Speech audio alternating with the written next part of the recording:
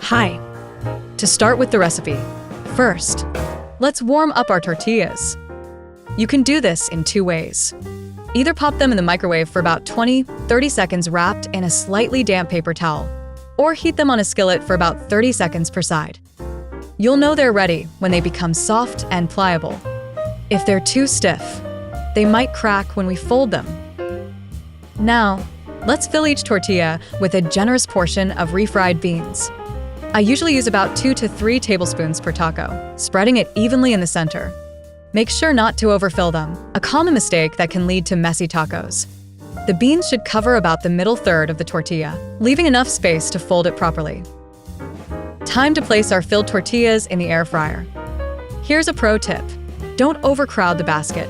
Leave some space between each taco so the hot air can circulate properly.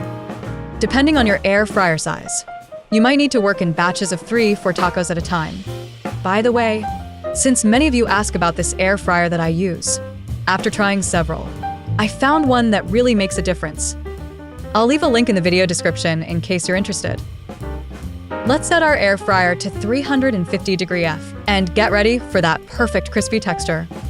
10 minutes is our target time, but remember that air fryer temperatures can vary slightly between models.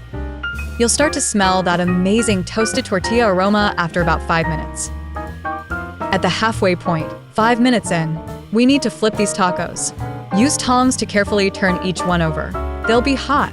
This ensures even cooking and that perfect crispy texture on both sides.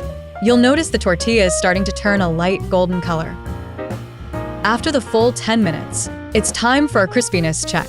The tacos should be golden brown and crispy to the touch.